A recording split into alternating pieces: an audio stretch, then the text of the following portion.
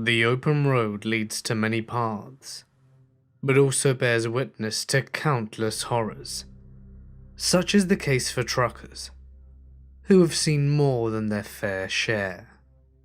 So get comfortable and let the darkness take control. As a man that has reached the ripe old age of 48, I can promise you I have seen some shit go down. This one totally takes the cake for me though. I was waiting out front of a truck stop back in the mid-80s, sitting on a park bench with a guy that had a big Rottweiler kind of dog on a leash with him. I tried to make small talk, but he was quite a sourpuss. So we sat there in silence for a few minutes, until the most unexpected thing I had ever seen happened right before my eyes. Whilst we were sitting there, a big 18-wheeler pulls in without a trailer, so he parks right up front like a normal car would. Inside the cab of the truck, with the driver, is a little monkey. The dance for the organ grinder kind. I think they're called rhesus monkeys perhaps. Well, the dog spots this little monkey and proceeds to go apeshit over it, lunging at the end of his leash and barking at the top of his lungs, generally making a real spectacle of himself to say the least. The driver is obviously upset, but not nearly as much as the monkey is. Actually, upset may be the wrong adjective to use for the monkey though. In retrospect, I think eagerly aggressive may be a more appropriate description for his disposition. He was pacing the dashboard back and forth, never taking his eyes off this very aggravating dog. The driver opens his little triangle window that they don't make on cars anymore, the ones made for smokers back in the day. He yells out to the douchebag to call his dog off because it's upsetting his monkey. The guy laughs and says no way, and proceeds to say that the dog isn't bothering anyone. The dog hasn't shut up since he laid eyes on the monkey, and I promise you he is bothering everyone for several blocks around. Now, here's where things start to get interesting. The driver says that if he doesn't call off his dog, he's gonna let the monkey loose on the dog. The douchebag laughs and says that his dog would eat the monkey alive. Upon hearing this, the driver leans over and reaches into his glove box, pulls out one of those tiny baseball bats, like you used to get at Astroworld or in carnivals, and places it in the monkey's hand. The monkey obviously knows what is about to go down, because he is now trying to squeeze out of that little triangular window as I mentioned earlier. This monkey has murder in his eyes if I've ever seen it. The driver hollers, "Last chance to save your dog's ass, man." In response, douchebag lets his dog off the leash. Now we have a situation that has escalated to the point where we have a dog jumping up at a window and a monkey screaming profanities right back at him, while the driver finally rolls down the regular window and out leaps all kinds of miniature primate hell. The dog never knew what hit him. Quick as a flash, this monkey is riding on the back of the dog's neck.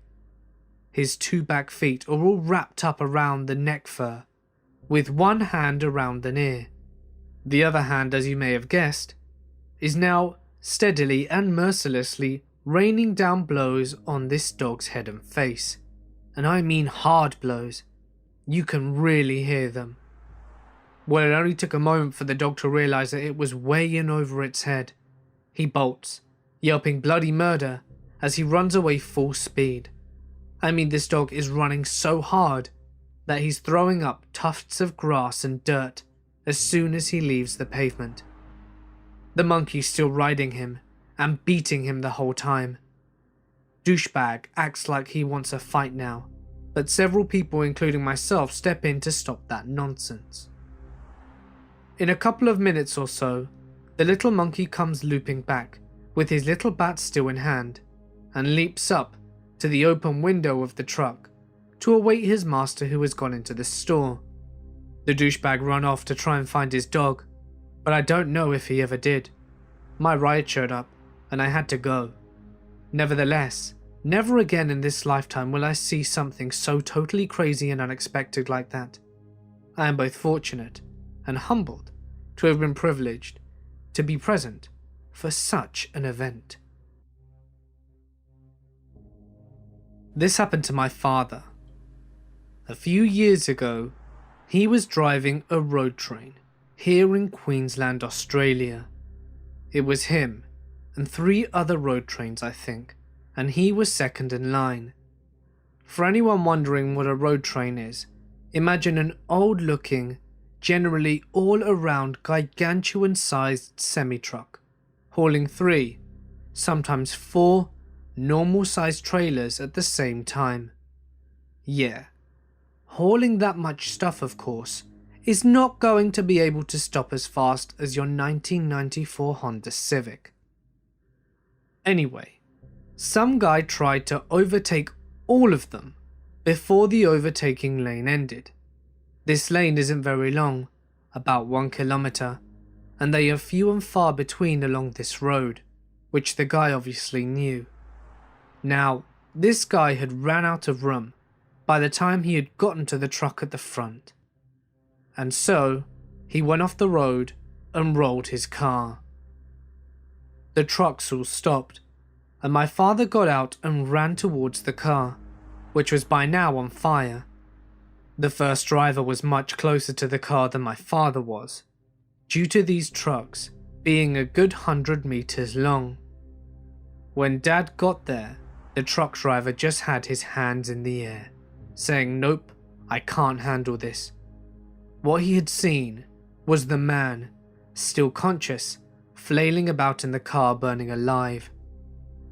Dad didn't want to see something so horrid, so he didn't look, but he is still haunted by the fact that a man was alive only 1 minute ago driving past him, but then, 1 minute later, he was burning alive in a car ahead.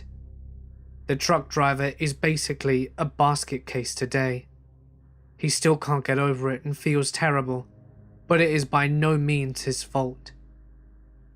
Driving back from a road trip, someone tried overtaking my father again on the same stretch of road, not 2 kilometers away from the night before. There were police up ahead, and the guy was up to about 200 kilometers an hour just to get ahead of my dad before the lane ended. So he slams on the brakes just before he can get seen by the coppers. And Dad says he barely braked in time to not send him flying ahead, due to the road trains having a much harder time braking than any car does. They get pulled over, and my dad abused the hell out of this guy because he was still upset about the night before, and he sure as hell didn't want to see that shit again. And the guy acted like he had no idea what he did. I have never seen my dad afraid, but I could see in his eyes just how scared he was when he told me this, because that moment terrified him so much that he could have been the guy to take another man's life so quickly. I hope you people can understand that trucks, especially road trains, do not have the same capabilities as cars, and you should know how to act around them and know how they work. I used to drive I-80 between San Francisco and Cheyenne, Wyoming, a lot. It is about 16 to 20 hours of driving, depending on weather and traffic and whatever. Anyway, I was driving at night, and the car starts making this odd grinding noise, as if I ran over something that got stuck. It's about 2 AM. I pull into a rest stop that's well lit, and wake up my buddy who is sleeping. I explain to him, as we both get out the car, that I heard what sounded like a kid crying. There are no other cars at the rest stop on this windless night, but we frequently heard stories about child trafficking and kidnapping nearby. So we decided to check it out. We grab our flashlights and head towards the noise, which is coming from the bathrooms. As we get closer, we realize it's coming from the women's bathroom. It's a low, dull sobbing. We walk in, expecting to see some brutally beaten and/or raped 8-year-old or something. And we see nothing. The sound is still there. It's clearly coming from the room. But the room is empty. We turn on the lights. Still nothing. Check each stall, the trash can, everything. We start looking for everywhere in the room. But it's coming from nothing. Is it a hidden speaker? Are we on candid camera? What the hell? My buddy climbs up on one of the stalls to get to the top window in the rest stop, which is vented out and open. He closes it, and the noise stops completely. He opens it again, and there's no more noise. We sit there for a few seconds, staring at each other. He shrugs. The window then slams shut again, without him touching it. We were out of that bathroom in seconds. The noise started up about 10 seconds after, just as we were getting to the car, and we were tearing out of the parking lot within 10 seconds. The grinding noise was still there. So at the time, I pull over a few miles later at a Flying J truck stop, well lit and sometimes occupied. Couple of truckers there, no other civilians like us. We check under the car. There's a red and silver piece of metal wedged between the part of the car and the road, about half an inch off the ground or so. So with us in the car, it would have definitely been grinding against the ground. I can't remove it by hand, it's really wedged in there. So we kick at it to bend it and figure that we'll remove it when we get back. A week later, I had my mechanic take a look at it when he was doing a service. It was part of a kid's tricycle.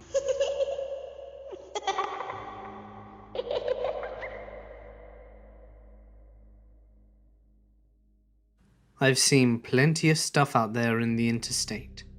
My first couple of years, I was a night driver, so it was hard to see things sometimes. But the one time in Pennsylvania was me trying to follow a fellow flatbedder who was hauling serious arse through the mountains. At one point I start to fall back because I can feel the van starting to lean. It wasn't long after that I reached down to take a swig of the handy monster I had. And I look up and there's a guy standing off the shoulder just outside the tree line wearing what appeared to be some type of soldier uniform. He looked like he was from the Revolutionary/War era. He had a musket as well. As I approached him, I could see him staring right at me. And then he starts walking back into the tree line, still looking at me. Before he manages to make it through the trees, he disappears. Like, literally vanishes in thin air. I had my windows down, and the air in the area got really cold. And after about a mile, it seemed to warm up again. I had a really sad feeling come over me for a while afterwards. Needless to say, I didn't stop for the rest of my shift. New Mexico, Nevada, and Utah are some of the states that to this day, I still see shit in the skies that I can't explain. Lights rapidly changing directions and taking off at blinding speeds, but no sound barrier being broken. I've seen lights hovering over the desert several miles off the interstate, and then it suddenly takes off or just cuts out. Various shapes and sizes from what I can make out. I know military aircrafts pretty well, and some of them more than likely were, but some of them absolutely cannot be military aircrafts currently in mainstream use. Conventional aircrafts don't move like that. The most vivid one would be at an off-ramp in New Mexico.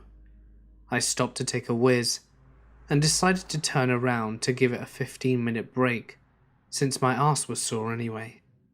As I'm stargazing and admiring how clear this sky is, I saw what looked like a formation of lights in the shape of a triangle lift off the desert floor and then take off into the sky.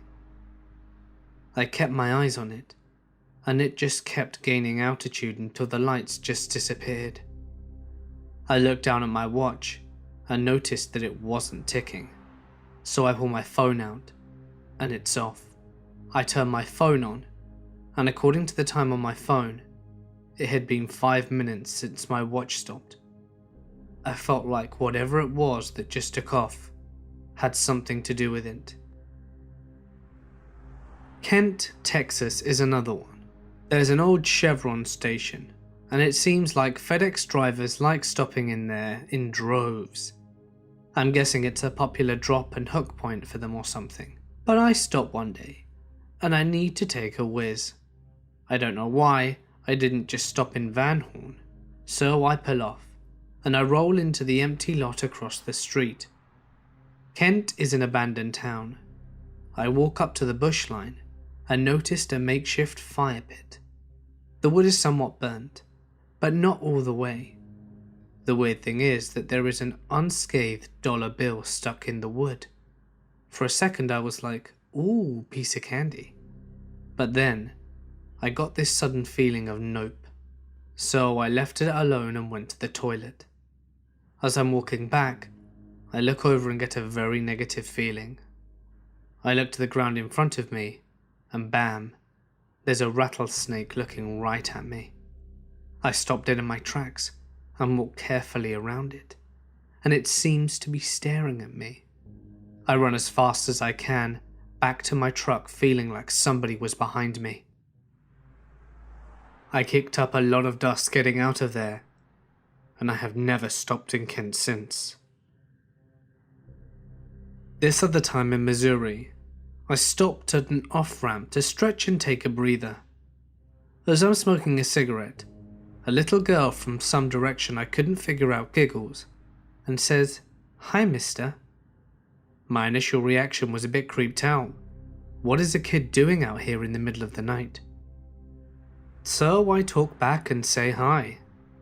Then she responds with, "My mummy says you'll be okay. Don't worry." Now utterly confused, I ask her what she means. No response. Then suddenly I feel like somebody is standing next to me. But it doesn't feel negative or bad. It just feels like somebody is right there next to me. Since it didn't have a negative vibe to it, I just finished my cigarette and left. Later on down the road, I realized that I forgot to fuel up at my last stop when the warning light came on. So I scrambled to look at my GPS to find the nearest truck stop, and I find one and set the course. As I roll up to the truck stop, my truck starts spluttering, and I barely make it to the fuel line before the truck starts dying. I ran out of fuel just as I got to the fuel line. It wasn't until I was fueling up that it occurred to me what the hell happened at my last stop. This is my final tale though. One night in Arizona, a woman was begging for money, which isn't uncommon at truck stops. She gave the whole sob story about her boyfriend leaving her, she didn't have a job, and lost the apartment. Her 2 kids were hungry, and she didn't know what to do. With me being a social creature, I let the conversation go on for some reason. To make it short, she was molested by her father as a child, raped on several occasions in her teen years, and then found a lesser of an evil boyfriend who tried to get her into drugs, got her pregnant and beat her all the time. I hear that kind of stuff frequently, but just in case she was telling the truth, I gave her what I had in my pockets, which ended up being around $40. She broke down and cried right there, and I started to wonder that perhaps she was telling the truth. She walked away after some more small talk, and I go inside to get dinner, and unbelievably, I see her with her 2 kids that look as sad as can be, ordering dinner. They all looked depressed. I knew at that moment that she wasn't lying about a thing she told me, and I felt a lot of remorse for not doing more. so I told the waitress to put their meals on my tab. The look on her face when the waitress said that their meal was being paid for by someone else was a look I shall never forget. I'm not a trucker, but a dispatcher. However, this story is about a trucker. We had a driver who had, shall we say, an odor problem. I'm not talking like body odor sweat. I'm talking about stale urine. Any time he'd come to the dispatch office, it was a race to get him to leave again. The kind of putrid tang that would make you gag immediately and completely involuntarily, regardless of your best efforts. Driver was a rather heavy-set guy, nice enough, but a little slow. We let it go until we started getting complaints from customers about the smell. Now this driver was a flatbed driver, meaning most of his deliveries were onto construction sites, job sites, steel and lumber mills. 90% of deliveries were outdoors, and in the company of rough and tough dudes, who otherwise wouldn't give a damn what you smelt like, we'd still get a couple of phone calls a week from different foremen saying that they wouldn't take this guy onto their site anymore because the odors were so terrible and severely affected his workers. We started delicately attempting to bring it up, trying to urge proper hygiene, etc. He claimed that he showered every day, or every other day at worst, and that it was just what he smelt like, and has always had the problem for as long as he could remember. Nothing he could do. Okay, now here is where things get interesting. At some point, he had to bring his truck in for maintenance. It was a company truck. He did not own it. But we didn't rotate trucks, so he'd had the same one for months. Something had to be checked in the gear shift, so the mechanic had to go inside the truck. Upon climbing into the cab, the mechanic promptly did a 180 and puked out the driver's side door. It was then that the big piss bucket was discovered. I'm not talking like a Gatorade bottle or something like that. I'm talking like a job site shop bucket, filled nearly to the top with urine. The floor was wet around it, indicating that some had splashed out. I'm told that the inside of the cabin smelled 10 times worse than he did. It was basically pure concentrated evil, and the walls of the cabin had a slight yellow-brown dull sheen.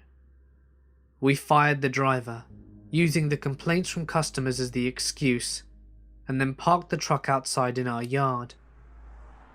Doors and windows were opened for a week just to try and dull the smell. Then had a guy with a ghetto pieced together hazmat type suit, rubber gloves, rubber boots, mask, rain slicker, etc. go in and basically douse the whole thing in bleach. No matter what they did, no matter how hard they cleaned it, they could not get rid of the smell. That truck sat outside in our yard for a full year, windows and doors standing wide open. Rain, snow, blustery winds, it just sat wide open to the elements. One day, a year later, the boss decided to close it up and see how it was. Just as bad as the day they tried to clean it was the answer. He decided to scrap the truck 1 week later. About 17 years ago, my dad was a baitfish hauler who made runs from Arkansas to the Northeast and Midwest. At one point, whilst he was in Ohio, traffic came to a dead halt. Accident right up ahead of him. A car had been barreling down the highway and drove right underneath a truck and hit the dot bar. Dad noticed the smoke and figured it meant a fire was starting up. So he jumped out and ran up to the back of the truck, where a bunch of other truckers and some drivers were. An engine fire was indeed starting, and there were 2 kids in the back seat of the car, really disoriented from the impact. The back passenger window was too small in the car for them to smash it open and get the kids out, so they had to go through the front passenger window. Dad was the only one with a small enough frame of the group and willing enough to climb inside. So he did. Unfortunately, the driver was too stupid and hadn't been wearing a seatbelt. He'd been decapitated, and his body was laying over the passenger seat. So my dad had to climb over him, between the 2 front seats, and pull 2 kids who were basically deadweight. He managed to do so. The car was mostly engulfed in flames about 15 minutes later. They handed the kids off to an elderly couple, who took them back to their car and cleaned the blood off them and gave them some sandwiches that they'd packed. State troopers were there a while later, took statements and all of that from everyone. The state boys went back and checked on the kids. They were mostly fine, just a little shaken up. The oldest one was a little girl, and Dad had to chuckle at one point when the little girl said, "Mama's gonna be real mad at Daddy this time." Made him wonder what other bonehead moves this dude had done in the past. I remember when Dad came home after the run, he had a styrofoam ice chest with him that had his clothes in ice water. Those clothes had been absolutely drenched in blood. Luckily, all came out in the wash, which was good with him, because it was his favourite pair of jeans. My dad was in Albuquerque. He stopped for the night at a pawn shop parking lot. It was around 10:30 p.m, and his air compressor was empty. Earlier that night he had rolled down the windows, but since the compressor was out, he couldn't roll back up until it refilled. Anyway, he's getting ready for bed, and a voice yells at him not to move. A female Puerto Rican tweaker jumped into the truck from the driver's side. The voice was on the passenger side window and pressed a gun to his head, ordering him to give her all his money and belongings of value. Unfortunately for her, my dad doesn't ever carry cash on him, and the poor guy never buys himself anything expensive. He had about $60, a broken laptop, a cup of change, and his clothes, blankets, and toiletries. Of course, he did have his credit card and debit card. They held him hostage there for more than an hour as she unloaded everything from the cab and handed it to her 300-pound male friend. According to my dad, Homegirl was tripping balls the entire time. She ordered him to follow her to the ATM, but considering that my dad owns his own business, it probably wouldn't have ended well when she'd have seen his accounts. He decided he couldn't let it happen. After a few more minutes, she decided that they were walking to the ATM. She had her friend on the passenger side help her down, ordering my dad to follow. As soon as she was clear of the door, he closed the door, locked it, and tried to honk the horn, but it hardly made an audible noise. Apparently, this was enough to send the trio running into the darkness with blankets in hand. Shaken, my dad called the police. Surprisingly, they had an amazing response. 15 to 20 patrol cars, a helicopter, dogs, etc. were there within 5 minutes. 2 of them were caught, but not the third one. For the last 7 years, I've been a bull hauler. I've seen some messed up stuff having to do with cattle, but the scariest thing to ever happen to me was on a trip to East Texas. I had left out from around Austin and went up to just north of Amarillo to kick them off at a feedlot. around 600-mile trip. I was feeling pretty good, so I decided to turn around and come on back to the cattle company instead of taking my break. I called dispatch and he gave me a sale barn to go pick up and bring back to the company. When I got back, I was pretty wore out, but they told me that a truck had broken down heading to Texarkana and he needed me to go and get the cattle. I thought, sure, I can do this. I made it about an hour from Texarkana on a little 2-lane Texas back road, talking to a friend of mine on the phone to try and stay awake. When I fell asleep, I remember hearing my friend yelling my name and waking up just to find myself off in the grass with a cowboy on a horse right in front of me roping a calf. He roped, dialed off, and turned to face me, and just as I hit him, he disappeared. It was a hallucination. Scared me so bad I was wide awake for the rest of the trip. I used to think being outlaw was me being a badass. I would run 1,500 to 2,000 miles with no sleep and just call it another day at work. I now realize it was just me being stupid and putting myself and innocent people in danger. Not something I will ever do again. My father and his friends are truckers, and here are some stories that they've shared with me. This one is about how my father lost his job. He worked for an owner-operator that had 3 trucks, one for himself, one for his brother, and one for my dad. Well, Larry was out on a run, and from what I understand it was somewhere in the south. Anyway, Larry was stopped at a stoplight. The light turns green, and he starts to pull through the intersection. Some guys coming the opposite way blow through the stoplight, T-boning Larry's truck. The car went straight under the trailer, crushing the driver and killing him instantly. That's a pretty horrifying thing to witness, right? Larry struggled with PTSD after that. But here's the worst part of the story. The guy that died was married with kids. The family brought suit against Larry, and the court ruled that since he was a professional driver, he should have seen the guy about to run the red light and stopped, thus preventing the accident.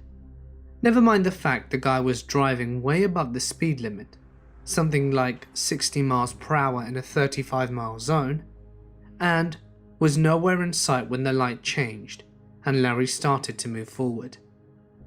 Larry ended up selling 2 of his 3 trucks to pay for the damages from the suit and to bring a countersuit to court. The truck that Larry kept was given to his brother because he didn't want to drive anymore after that. No idea what happened to the countersuit, sadly. Dad kept in touch with Larry for a little while after that, but Larry felt really bad about needing to sell my dad's truck and the whole accident in general. So my dad just kind of left him alone and eventually lost contact. But I hope he got the justice he deserved. The second story actually happened to a close friend of mine called Paul. Paul was driving down a mountainside in West Virginia when some car speeds up behind him and passes. Well, the car missed a bend in the road and hit the guardrail. Paul stops his truck, gets out, and sees if anyone is hurt. He walks up to the car, and apparently everyone seems fine, because they're A, massively drunk, and B, busy throwing empty beer cans and cases of beer over the guardrail so the police don't find them. Except one guy, who was bleeding from a facial wound, but he was throwing beer cans as fast as everyone else could, so Paul let him be. Paul sticks around until the cops show up. He doesn't say too much about the drunk guys, but when the police arrive, he makes sure to point out the guy with the facial wound, which gets a laugh out of the officers. This guy had been sitting in the back seat of the car when it hit the guardrail. Apparently he lurched forward in the collision and slammed his face into the beer he was holding, which cut a perfect outline of the top of the can, pop tab and all, onto his forehead. Around 2007, I was a trucker, and it was around 2:30 in the morning in Georgia. I was in the sticks about 100 miles north of Atlanta, on an I-75, and I was alone in a drop yard for trailers. I was there to drop off my current trailer and hook another one. All I had to do was go to pick up my paperwork from the mailbox and go. I loved shit like this. No bullshit, load is ready for me to pick up, and no waiting around. Great. Now, my entire life, there has been this weird phenomenon that has followed me. You know those halogen street lights? I would say about 60 to 70% of those lights I walked under would go dark. It's the strangest thing. If I walk down a street at night, it's not strange at all if every light I walk under goes out. And when I walk away from it, it comes back on. I walk the streets in darkness. I have no idea why it happens. Anyway, I've dropped my first trailer, backed under the trailer, I'm picking up, got my paperwork, and I'm raising the landing gear. I'm standing under a big street light, and guess what? It goes out. No big deal. But I say out loud, to no one in particular, I wonder why that always happens. And at that point, the craziest thing that has ever happened to me in my entire life happened. A calm voice from about 3 feet away said, "Show of respect." A voice. No one was around for miles. I was out in the middle of nowhere, and there was no one. I heard it plain as day. It was a man's voice. It wasn't loud, scary, nor intimidating. It spoke, very matter-of-factly. Show of respect. I freaked out, jumped into the truck, and moved 80,000 pounds faster than I ever thought I could move it. I'm not crazy. I have never had a mental illness, and there is no history of mental illness in my family. I just wish I knew what it meant. I spent the past 10 years as a truck driver, so I've had my fair share of stories. Coming out of Washington State Terminal, I was asked to take one of our drivers to Southern California. Not a big deal, I've done it before. But let's meet our friend Gibson. You see, Gibson here seemed like a normal, cheerful and delightful person to keep in company, whilst talking your ear off. However, this all changed once the sun went down. Gibson here turns to me and says, "Hey, can you pull over for a sec? I need to ward off the snake people."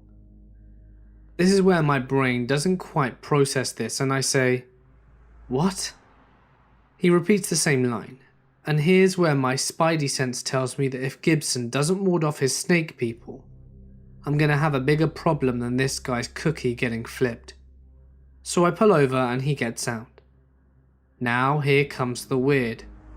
He does this dance in front of my headlights, and all I can say is that he certainly does his snake warding dance. Now here's my dilemma. This guy obviously has a few fries short of a Happy Meal, but I was asked to drive his ass to SoCal. Unfortunately, I think too long about this, and Gibson is sitting next to me again in the passenger seat, as if nothing had happened. I drive 1,200 miles without stopping, and Gibson gets his new truck in SoCal, and I never give another person I don't know a lift again. But hey, at least I didn't have to deal with the snake people, right? This one happened mostly to my wife, but I was involved. We met for dinner after work and we were heading home. At the time, she had a small car, and I was in my massive truck. She was far enough ahead of me for me to make her car look like a dot in the horizon. And then she calls me sounding scared and says that some guy in one of those smaller Japanese SUVs looks angry and keeps motioning for her to pull over. Now, there was almost no traffic, and we'd been on the road for a while, so it's not like she had an opportunity to cut him off. Anyway, while she's on the phone, he even swerves at her a bit, trying to force her off the road. I told her to hold on and slow down if she could manage it. I stood on the gas, hoping the truck wouldn't blow up. Unfortunately, it didn't. It wheezed, rattled, and vibrated up to speed that was most definitely not safe. As I closed the gap, the guy got more and more aggressive, and when I got there, she dove into the emergency lane and stood on her brakes as I bore down on him like an express train. Action almost always beats reaction, and this time was no different. I got between them.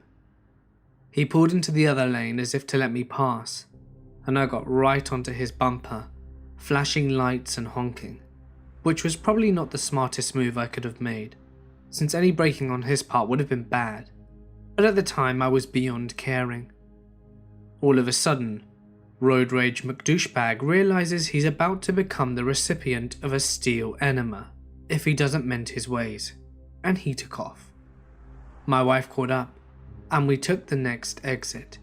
She was shaking up a bit, but otherwise okay. We called the police with his plate number, but unfortunately, nothing ever came of it. This happened to me when I was 15. My dad ran a wrecker service for over-the-road truckers. Late one night, we got a call that a truck had run off the road and struck a tree 20 miles south of town. So my father and I fired up the wrecker and headed south. When we came to the scene, the truck and trailer had ran off the road to the right and smacked a tree head on. It was one of those 100-year-old oak trees. This was back in the day when there were cab-over semi-trucks, or the ones without noses or the engine is underneath the cab. The truck was still running at idle. The doors were closed, but no driver was seen in the driver's window. The front driver's windshield was busted, and there was a large hole in the middle. The trailer was loaded with flat 1/4-inch steel sheets.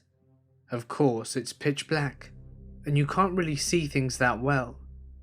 When we first got there, our impression was that the driver smacked the tree, hit his head on the windshield, and was already getting treatment somewhere else. So my dad set up the wrecker to hook onto the trailer, and he wanted me to open the cab up in order to release the brakes. When I opened the door, I was greeted with a lower half of a body. When the driver hit the tree, a single sheet of steel broke free and cut through the cab, cutting the driver in half. The upper half of his body went through the windshield. I found the driver's upper half in a cornfield, about 40 feet from the truck, and he was still grabbing the upper part of the steering wheel. It looked like he was frozen in time, still driving the truck. Needless to say, he went into a body bag with his lower half, and we worked through the night, getting the truck and trailer back to town.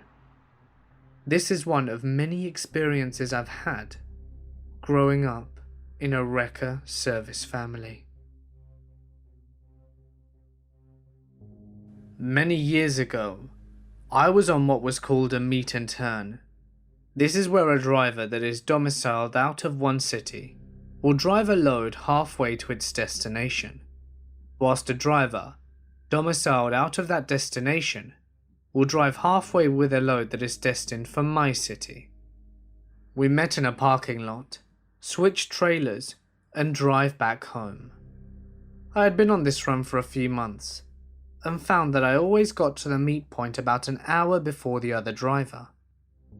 It was a dark and empty dirt lot around 3 AM, so I would stretch across the seat and take a short nap. One night, about 10 minutes into my nap, I was awoken by a barking dog. I tried to ignore it, but it carried on for several minutes and got louder as the dog got closer.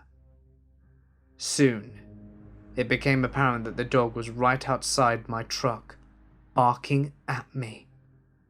Okay, either this dog is Lassie and trying to alert me of something, or else it's just a pain in the ass and I'll need to throw something at him to scare him off. It's important to note, the barking had been going on for a good 10 minutes at this point. So I sat up and looked out my window. Standing there, mere inches on the other side of the glass, was a man about 35. He was a large fellow and was barking at me. His eyes were crazy and he was frothing from the mouth a little. The scene really held my attention for a moment. The sheer creepiness of this struck me. Gently, and making an absolute minimum of sudden movement, I reached down and started my truck and slowly pulled away. He chased me, much like you'd expect an angry dog to do, barking all the while. Needless to say, it played hell with my power naps from then on. I've been a long-haul truck driver for a few years, and just spending every day out on the road is pretty crazy. You see a lot through the windshield of a truck. The image that sticks out with me the most are the dead people that you see. There was a bad incident one night in Chicago. It was late, rainy, on the interstate by Wrigley Field, and all I could see were flashing lights in the opposite lane. I don't usually rubberneck because I don't want to see other people's misfortune, but this time I did. There was a dead family lying broken on the road, and the first responders were pretty much just standing around, waiting for the coroner to arrive. I can still see the flashing lights in the rain, and the little dead baby lying 30 feet away from its dead parents. I wish I had never looked. Another time again in Chicago, probably around Gary, I saw a possible drunk driver in a fancy car, driving erratically on the interstate. I called the police and gave them the mile marker where it was, so that they could try and stop it. I lost sight of the car as it sped off, but a few miles down the road, it was flipped over on the other side of the freeway, engulfed in flames. I don't think the driver made it out, as there was no one standing beside it. One night in northern Ontario, I was climbing a hill on a single lane back up top, and just as I crest the hill, there is a minivan coming straight at me in my lane, and a long line of cars that are passing the other. I have nowhere to go, and I'm not allowed to leave my lane of traffic even if that means killing you. So I hit the brakes, even managing to lean forward and grab the trailer spike to use all the brakes, knowing these two things. I'm about to kill someone in this minivan, and that I am about to be covered in thousands of gallons of horse piss that I was hauling in the trailer. Luckily, the stupid minivan was able to get back on the other lane when other vehicles started hitting their brakes to avoid the incident that was about to happen. Things like this I remember. Nearly dying in accidents, nearly killing people as they cut you off, not realizing how long it takes for a truck to stop. There are good days to driving trucks, but the bad ones are the reasons I quit. I was running on Kansas Highway 96, out of the Great Bend early one morning. Dawn was just peeking over the horizon back to the east, and I rounded the curve out of the town, heading west, when I see Bambi and the gang crossing the road. It must have been at least 12 of them. I get up in the middle of the road and I lay on the air horn.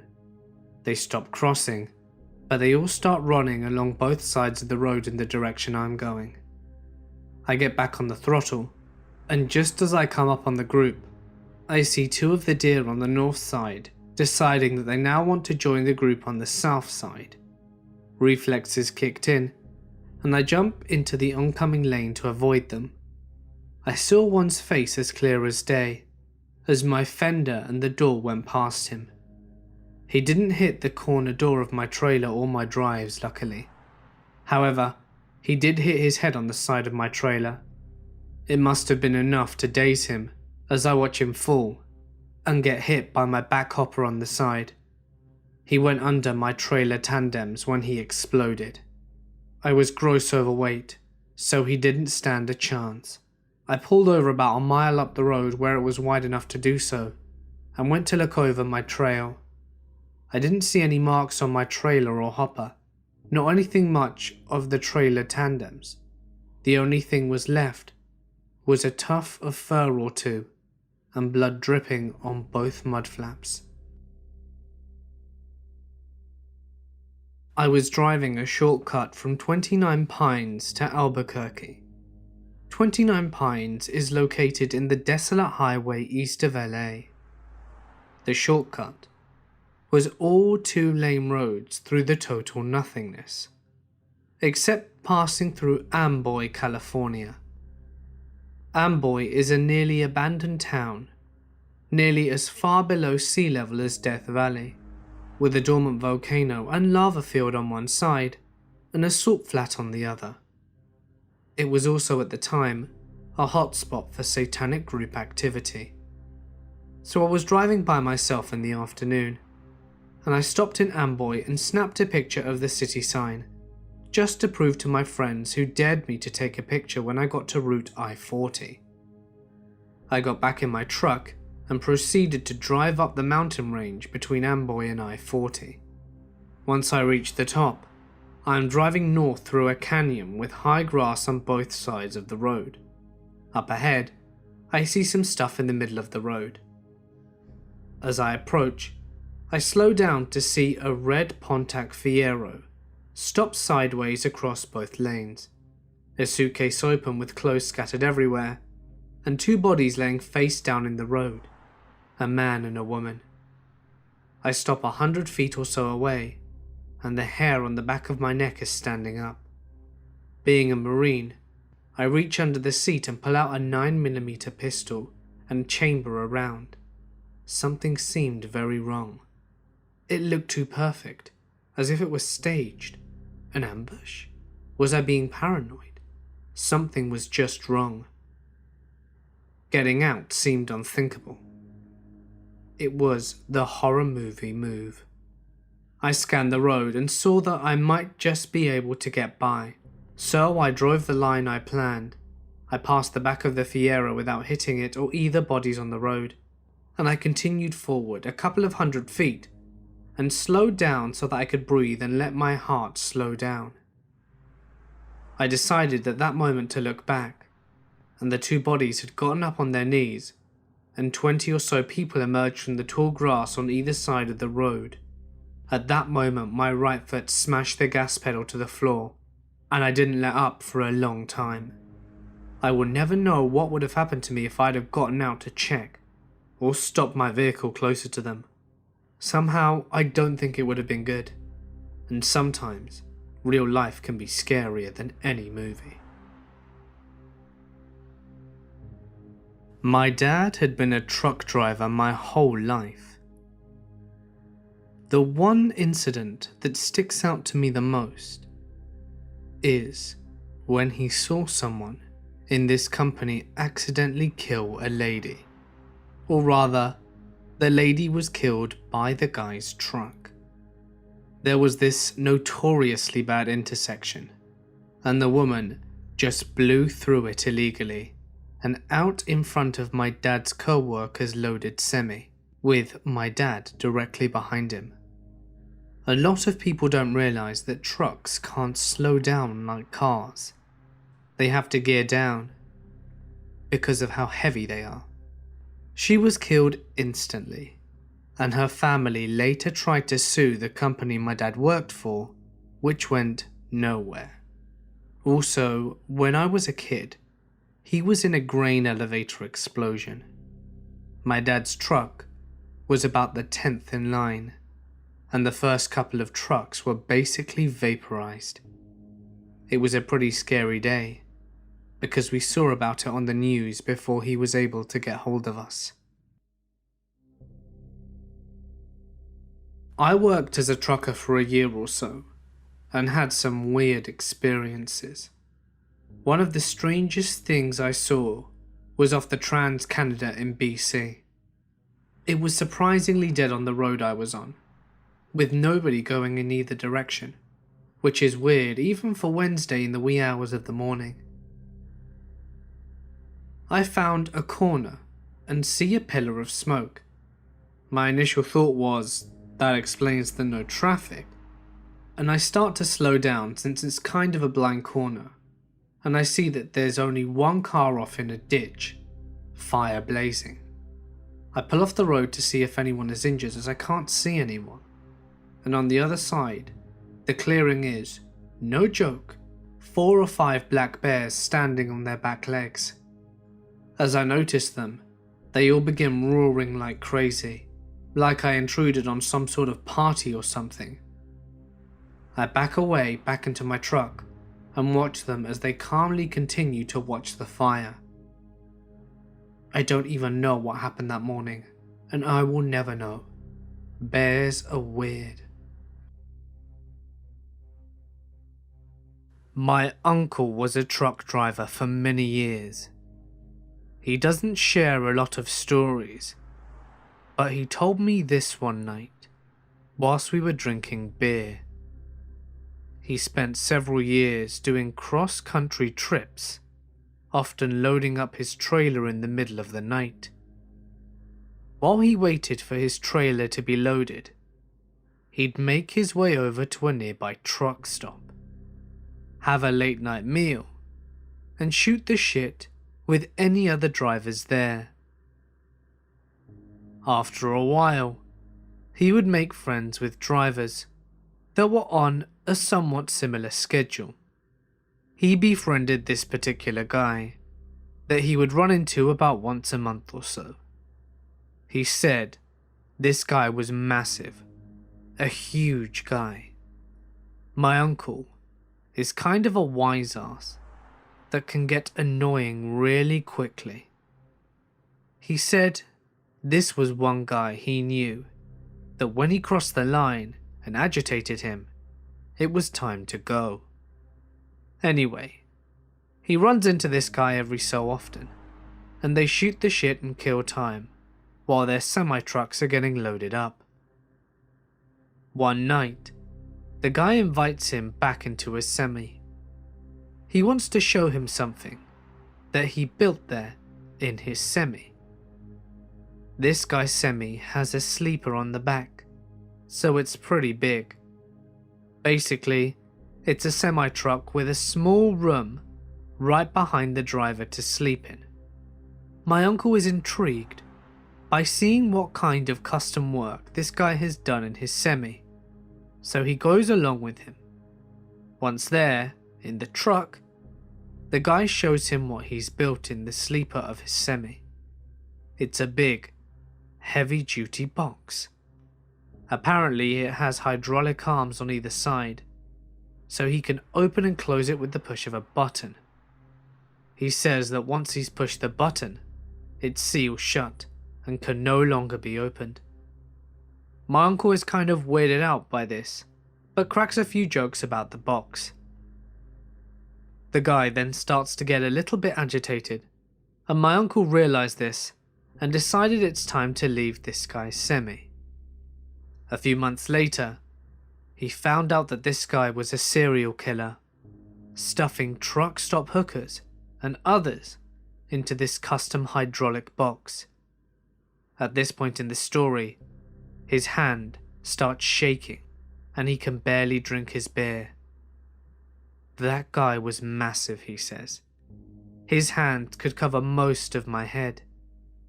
He could have stuffed me in that box, and there was nothing I could have done to stop him. Or shit, maybe someone was in there already.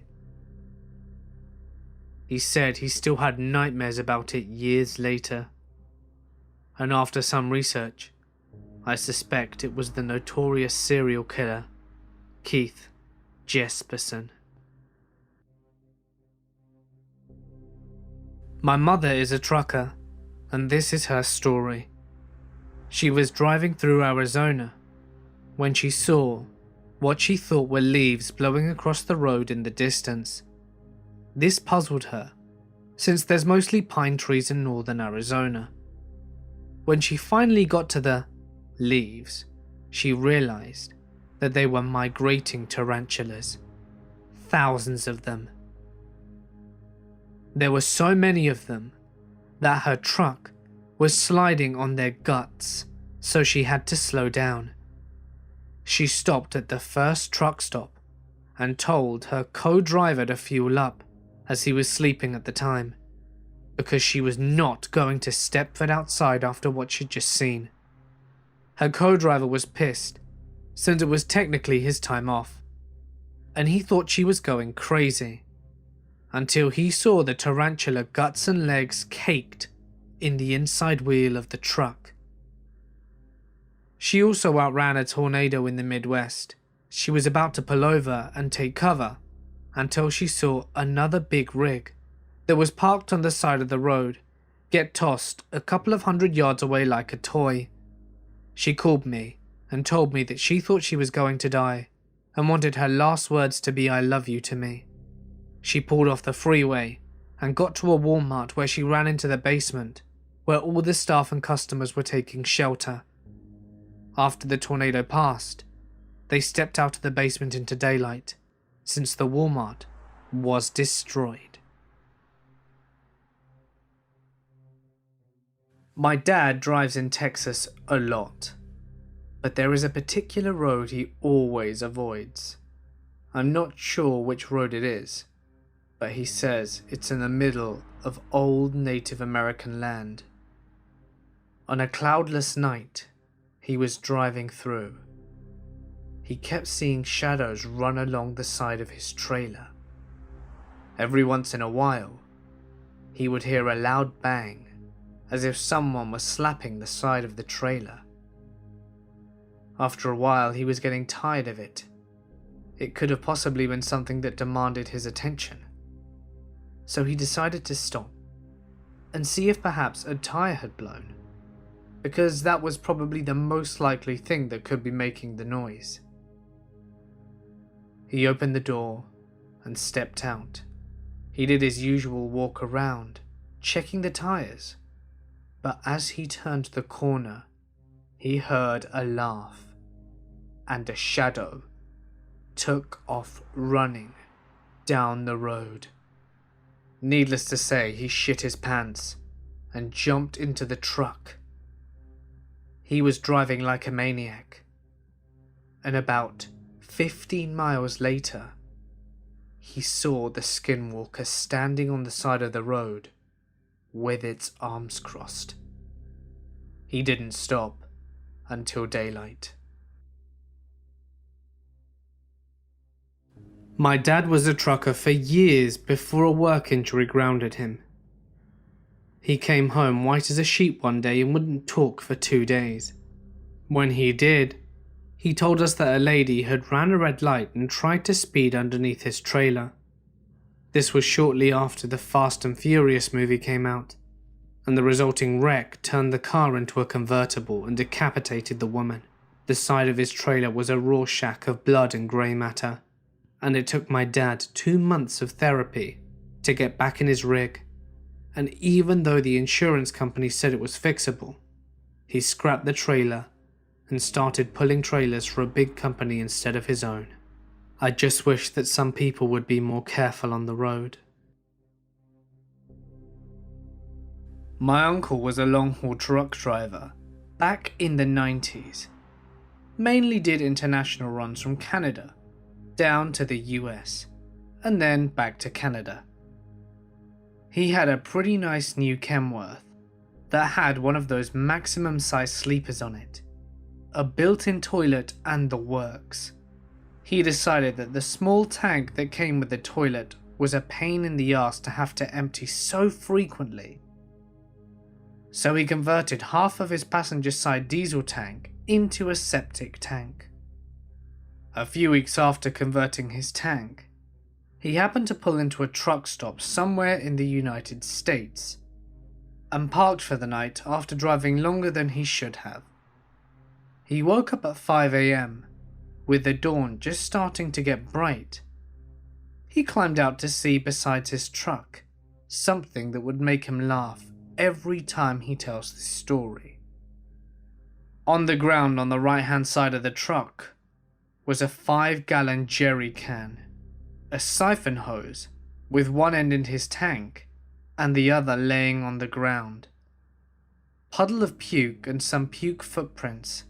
Another few feet away, puddle of puke. Another few feet away, another pile of puke. Some dumb son of a bitch tried to siphon his septic tank in the middle of the night. Hey guys, it's Mort here, and thank you so much for listening. I've been hearing what you guys have been requesting in the comments section, which is why tomorrow I've got a big paranormal video lined up for you, with some all new, never before heard stories. It's gonna be big, and not to be missed. It would mean the world to me if you would show this video a little love by leaving a like, and dropping a comment, as it goes a long way. And why not consider sharing the video with a friend, or someone who you think will enjoy it. Just a reminder that you can see my new merchandise, which can be found in the description, along with the links to my social media, as well as my Patreon, if you are feeling extra generous. If you would like me to read your story on my channel, feel free to send it to my email or share it to my Reddit, which is of course in the description. Please make sure to include as much punctuation and descriptive language as possible to maximize your chances of it being read. But anyway, for now guys, I'm going to sign off. Stay awesome, and I'll see you in the next one.